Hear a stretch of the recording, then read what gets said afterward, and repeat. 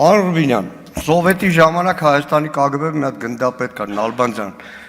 տարին մի անգամ մի հատ դաշնակցության դեմ գիրք էր գրում, բրոշյուրներ,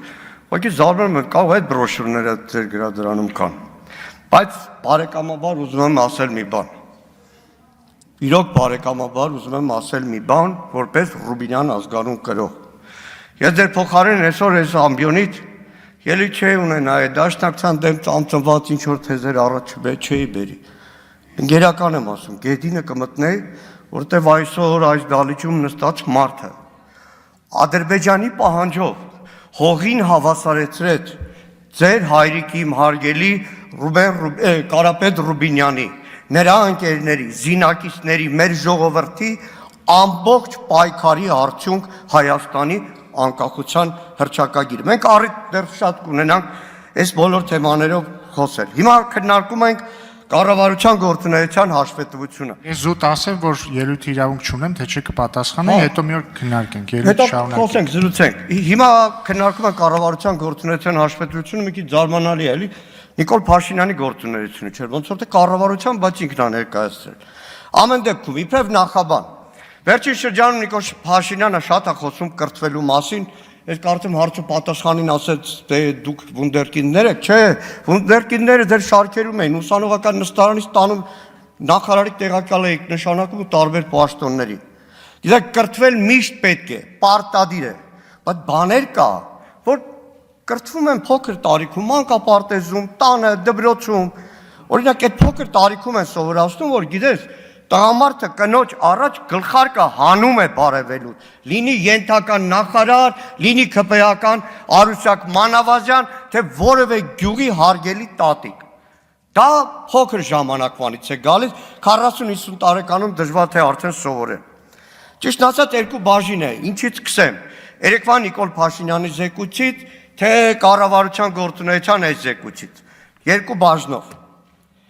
Իրականում կարող է ելույթ ունենալ եւ կառավարության վերջին 2-3 նիստերի Նիկոլ Փաշինյանի ժամով տևող ելույթները նորից կարդալ։ Դժբախտություն ունեցա, վատառողջ էի, կարծեմ ապրիլի 3-ին նիստը տանը մենակ էի, ձայնը բարձրացրեցի, ամբողջությամբ լսեցի։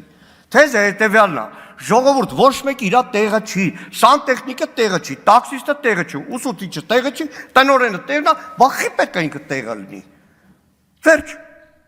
Վերջ, ամեն ինչը ծրա վրա ավելացած էր, բայց իրականում մտածում եմ, այդ նախարարների շատերը թրաֆիկինգի զոհ է, մարդիկ հսկայական համակարգեր են ղեկավարել, հիմա նստած ժամով լսում են ինչ-որ ահավոր պատմություններ, ու մեկ է ցուցակ, սա ենք վերանորոգել, սա ենք վերանորոգել, սա ենք վերանորոգել։ Հա, մեկ էլ պարզվում է, որ Նիկոլ Փաշինյանը հայտնի լրագրող էր ու պրավեն տվել են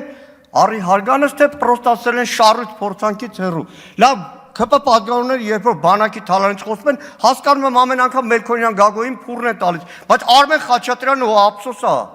Մեկը մեր հանձնաժողովում ասված ծնունդին պրավային նվեր տալիս, մեկն էլ ասում է, ինձնից վախում են պրավեն 300 մետրից չպրտեցին ինձ։ Ելույթում երեք Նիկոլ Փաշինյանի հիմնականում է թալանի մոդելներ, սա ենք հետ բերել, սա ենք հետ բերել, մինչև վերջին կոպեկը համաձայն է պետքա ետ բերել, որովհետև թալանվել է ամեն մեկից, թալանվել է մեր ծնողների, տատերից, պապերից, չգիտեմ, խնայ բանկի փողերից եւ այլն, բայց գիտեք, ուզում եմ հասկանամ, երբ է գալու մի օրը, որ մեկ էլ շուրգան ասեն ժողովուրդ լավ ենք թալանել էին, հանցագործ էին, բա խի է իմ շրջապատում նույնը կատարվում։ Ես հանել եմ այսպիսի մի տրծակ, քաղաքական մամուլում չի, ընդդիմադիր մամուլում օդից իջած լուրեր չեն, հետաքննական նյութեր են։ Այսօրվա նախարարների, պաշտոնյաների, որոշ պատգամավորների գործունեության մասին։ Սա հետո ձեր թիկնազորին կտամ փոխանցեն ձեզ մայիսին օրինակ Մոսկվա թռնելուց ինքնաթիռում կարող եք կարդալ։ Գիտեք, երբ որ ասում են թալանը բերել ենք դրա համար միլիարդավոր դոլարներ հետ են եկել, մտածում եմ լավ, բա այդ ինչի ամեն րոպե հարկը ավելացնում են, ეხեղ շտատիկի վրա, հեշտ թոշակառուի վրա, քաղաքի կենտրոնում պապենական տուն ունեցողի վրա։ Ու մեկ էլ հասկանում եմ, ինչի է Նիկոլ Փաշինյանը ամեն օր հարկ ավելացնենք, Գիտեք, լրագրողական շրջանակներում հայտնի մի պատմություն կա, հետո Նիկոլ Փաշինյանը կարող ասի շուտ ա եղել թե չէ, հարկայինի մի պետ հայկական ժամանակի լրագրողների է կանչում, ասում է լսի հարկայինի պետը ով է, ասում են դու, ասում է եթե ես եմ հարկայինի պետը, բա Նիկոլ Փաշինյանը վրեժխի է նալոգ դրել, հայտնի լրագրողական շրջանակներում պատմություն է, իմիջիալոց երեք որ ասում եք էս, հանգարտ չլինի պատահի, որ վաղը ասեք, որ սխալ են զեկուցել, օրինակ 20 թվականի հունվար 42 միլիոն դոլար մետաղի ջարդոնի մասին էիք ասում, այն օրը հանձնաժողովի նիստին իմիջիալոց դրա մեջ մեղադրվողը արդարացվեց, Անդրանիկ Քոչարյանի փորձագետն է, հարցնում եմ Սուրեն Պապիկյանին, ո՞նց եղավ, դասպա սխալ են զեկուցել, այդի մարդը ղեկավարը լինի իր ենթական սխալ զեկուցի, իմիջիալոց ասեմ ես մեկը էլի, երկորան մեր նորընտիր պատգամավորը այստեղ չի, նայեք, իրականում լավ, ձեր շրջապատն աղե, մամուլում տպվել են, ձեր թեկնածուն աղե համամասնականով Օրդուխանյան, ազգանունով, Ազատ Օրդուխանյան, Արշակ Օրդուխանյան, ուզում հասկանամ էլի, այդ որ ասում եք վունդերկինդը տենց ալնում, այսինքն Պապիկյան Սուրենը գնում է փոխվարչապետ, ինքը դառնում է խորհրդական, Պապիկյան Սուրենը գնում է պաշտպանության նախարար, ինքը հայտնվում է, բանակի մոտ եղողները գիտեն, Զինարի տնօրենի պաշտոնակատար, Զինարի ամբողջ այդ խանութներ եւ այլն հսկայական ֆինանսական հոսքեր, հիմա մեկը պարզում է դատվում է, ոչ թե դատվում է ինչ որ կատու ավտոյի տակ գցելու, այլ խմբակային կազմով թրաֆիկին կազմակերպել, անօրինական միգրացիա կազմակերպելու համար։ Պարոն Քոչարյան, երեք սիրուն բանակի Պետրոսի մոտ խոսում եք, բայց ափսոս երեք խոսում եք, որովհետև ասեմ հետևյալը, հոգնել եք արդեն ասելուց բանգա բութուլկա, Այս մի քանի ամիս առաջ դիրքերում եմ նկարել, ընդհանրապես մենք կարգապահ ենք, որ գնում ենք դիրքեր, հեռախոսով չենք նկարում, այս մեկը հատուկ արեցի, ասի Անդրանիկ Քոչարյանն ու իշխանական պատգամավորները շատ են բանգաբութուլկից խոսում, այ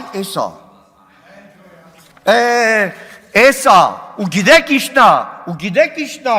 Նիկոլ Փաշինյան, որ Սուրեն Պապիկյանը այստեղ չի, այդ որ անցյալի հետ եք համեմատում, հələ մի հատ անցյալում զինվոր ունեցողը թող ասի 15 օրից ավելի, 2-3 օրից ավելի մարտական հերթապահության դիրքում զինվոր մնում է, մի քանի ամիս առաջ կորպուսի հրամանատարի տեղակալը հպարտանում է ատեստացիան, հանձնել եմ փողը շատացել է, գնացել ենք դիրք, զինվորներին հարցուփորձ ենք անում իրար ներկայացում, որտեղ 2.5 ամիս ամենաբարձրադիր դիրքում մարտական հերթապահություն են իրականացնում։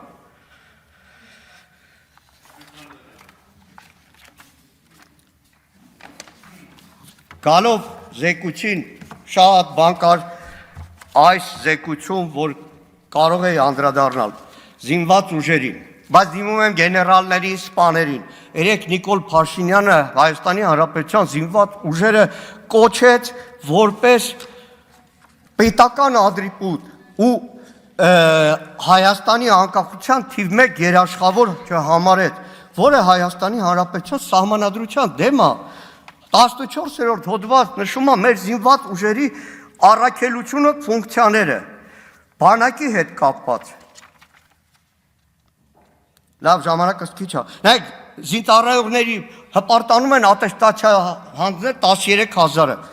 Ընդամենը 7695 զինծառայողի աշխատավարձ է բարձրացել։ Զինծառայողի 7695։ Հիմա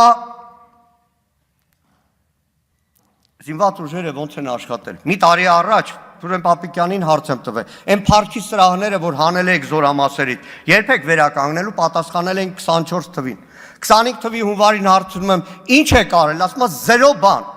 Թե վառի ճշմարտություն ասեմ, որ վերջերս իմ տեղեկություններով այդ հարցը նորից բարձրացնելուց հետո նոր հանձնարարական ա եկել։ Եվ մեկ էլ Վազգեն Սարգսյանից ասեմ, էլի, Վազգեն Սարգսյանի ակադեմիայի հետ կապված հպարտանում է կառավարությունը, որ ավելացել են ոչ ռազմական առարկաների ժամանակականակը։ Կուրսանտներին տանում են օպերա, բալետ, այդպես տեղեր։ Ու վերջում Անդրանիկ Քոչարյանը էլի խոսում էր, որ հանդերձանքը պետքա փոխվի։ Հանդերձանք 24 թվին արդեն պետքա փոխված լիներ։ Ես չգիտեմ, քանի տարի հետո, չէ, չեն հասցնի, թե չէ, մի քանի տարի հետո էլի հաշվետվություն տալու ժամանակ ասելու են, թե պատրաստում ենք հանդերձանքը փոխել։ Ցավոք սրտի շատ ավելի բան կար ասելու, բայց մեր հանձնաժողովում մինչև ուշ երեկո ժամերով քննարկում ենք եղել։ Այո, ընդդիմությունը ակտիվ մասնակցում է, որտեղ բանակը մերն է, անվտանգությունը մերն է։ Մենք սիրում ենք այդ ամեն ինչը եւ ոչ թե ի տարբերություն Նիկոլ Փաշինյանի հեղինակազրկում ենք։